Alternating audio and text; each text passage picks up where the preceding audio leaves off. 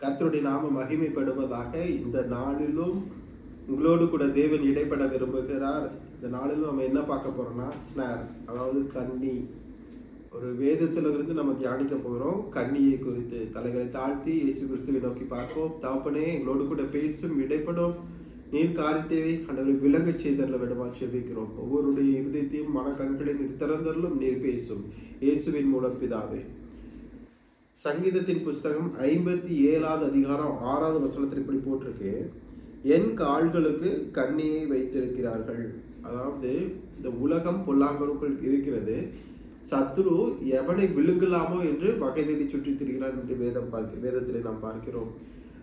அதாவது கண்ணி என்னதுதான், ஒரு வேடன் ஏதாவது ஒரு அனிமல்ஸை பிடிப்பதற்காக வைக்கப்படுகிற ஒரு ஒரு ஒரு வகையான ஒரு ஒரு வலை போல அப்படின்னு நினச்சிக்கோங்களேன். அதாவது மீன் பிடிக்கிறதுக்கு ஒரு முள்ளில் ஒரு புழுவை மாட்டி மீனை பிடிக்கிறாங்க. அதே மாதிரி ஒரு கண்ணி, அதாவது கண்ணுக்கு தெரியாத ஒரு இடத்திலே உங்களை பிடிப்பதற்காக சத்துரு விரிக்கிற வலை, அதான் கண்ணி.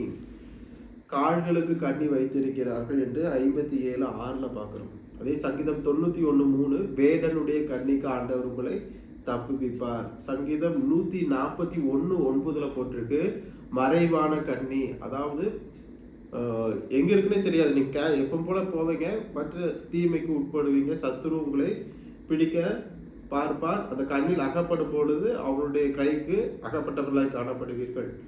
அதாவது இந்த கண்ணிக்கு நம்ம தப்பணும் அப்படின்னா ஒரே வழி ஆண்டவர் தான். சங்கீதம் 124:1-2 பார்த்தீங்கன்னா, ஆண்டவர் என் பக்கத்தில் இருக்கும் பொழுது நான் பயப்படேன், ஆண்டவர் என் பட்சமா இருக்கும் பொழுது கண்ணி தெரித்தது. 124:7 பார்த்தீங்கன்னா, என் கண்ணி தெரித்தது, என் ஆத்துமா விடுதலை ஆகிற்று என்று நாம் பார்க்கிறோம். வேடனுடைய கண்ணிக்கு ஆண்டவர் தப்பி வைப்பார். தேவன் நம்முடைய பட்சத்தில், நம்முடைய பக்கத்தில் இருக்கும் பொழுது சத்துரு என்னதான் பிளான் பண்ணாலும் அந்த கண்ணி தெரிக்கும். அதான் 1 தீமோத்தேயு 6:9 என்ன போட்டிருக்குன்னா, ஐஸ்வர்யவானாக விரும்புகிறவன் கண்ணில மாட்டிக்குவான். அதாவது எப்படினாலும் பணம் சம்பாதிக்கலாம் அப்படின்னு போய் மனுஷனை ஏமாத்துறது, அதை எதோ பண்ணி என்ன பண்ணுவாங்க, அந்த கண்ணியை தாங்களே வருவித்துக் கொள்ளுவாங்க. அதே மாதிரி நீதிமொழிகள் 29:25 போட்டிருக்கு, மனுஷனுக்கு பயப்படும் பயம் கண்ணியை உருவாக்கும். நம்ம கர்த்தருக்கு மட்டும்தான் பயப்படணும், வேற யாருக்கும் பயப்படக்கூடாது. இந்த கண்ணியிலிருந்து தப்பிக்கணும்னா இயேசு கிறிஸ்து தான் ஒரே வழி. அதான் சங்கீதம் 91:3, அவரே என் கோட்டை, என் அடைக்கலாம், அவருடைய நிழலில், அவருடைய சட்டைகளின் கீழ் நாம் அடைக்கலாமா இருக்கும் பொழுது வேடனுடைய கண்ணிக்கு நாம் தப்புவிக்கப்படுவோம்.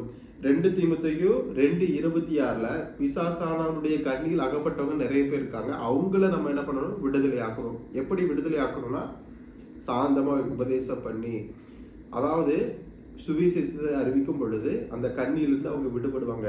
ஆனா இயேசு கிறிஸ்துவை ஏற்றுக்கொண்டவர்களோ கண்ணியில விழும்படியாக சத்துரு என்ன பண்ணுவாங்க, வலைகளை விரித்து கொண்டே தான் இருக்கான். அதுல இருந்து நீங்கள் என்ன பண்ணணும், தப்பிக்கணும். ஆண்டவரோடு கூட ஆண்டவருடைய செட்டைகளின் கீழ் நீங்கள் அடைக்கலாமா இருக்கும் பொழுது தேவன் உங்களை தப்பி வைப்பார்.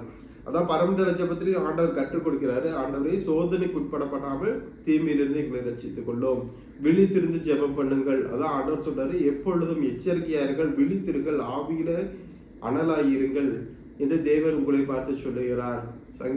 யோவான் 17வது அதிகாரத்திலேயே ஆண்டவர் சொல்றாரு, என் நாமத்தினாலே இதுவரைக்கும் நான் தீமையிலிருந்து என்ன பண்ணேன், உங்களை காத்துக்கொண்டேன். ஆண்டவரே, இனிமேலும் நீங்க என்ன பண்ணுங்க, காத்துக்கொள்ளுங்க, தீமை இவர்களை துக்கப்படுத்தாதபடி காத்துக்கொள்ளும். அவருடைய நாமம், கர்த்தருடைய நாமம் பலத்த துருகம், நீதிமான் அதற்குள் ஓடி சுகமாய் தங்கி இருப்பான். அவருடைய நாமத்திற்குள் நீங்கள் அடங்கி இருக்கும் பொழுது தேவன் உங்களை பாதுகாப்பார், அவருடைய செட்டைகள் உங்களை மூடிக்கொள்ளும், தேவன் உங்களோடு கூட இருப்பார். எந்த ஒரு கண்ணியும் என்ன பண்ணும், தெரிப்படும். தேவன் தாம் இந்த வசனத்தை உங்களுடைய வாழ்க்கைக்கு பிரயோஜனம் உள்ளதை மாற்றி தருவாராக. தலைகளை தாழ்த்தி இயேசு கிறிஸ்துவை நோக்கி பார்ப்போம். தகப்பனே, உமக்கு நன்றி செலுத்துகிறோம். என் ஜனங்கள் ஆண்டவரே, பிசாசின் ஆண்டவரே, வலைகளுக்கு ஆண்டவரை விலக்கி காத்துக்கொள்ள வேண்டும் ஜெபிக்கிறேன். ஆண்டவரே, எல்லா கண்ணிகளும் தெரிப்படுவதாக. ஆண்டவரே, பிசாசின் கண்ணிகளுக்கு அகப்பட்டிருக்கிற ஜனங்கள் விடுதலை அடைவார்களாக. அவருடைய மனக்கண்கள் திறக்கப்படுவதாக சுவாமி. நீர் ஒவ்வொருவரையும் விடுதலை ஆக்குங்க சுவாமி. ஒவ்வொருடைய கண்ணிகளும் தெரிப்படுவதாக. நீர் ஆசீர்வதியும் வழிநடத்தும். இயேசு கிறிஸ்துவின் மூலம் பிதாவே. ஆமென், ஆமென்.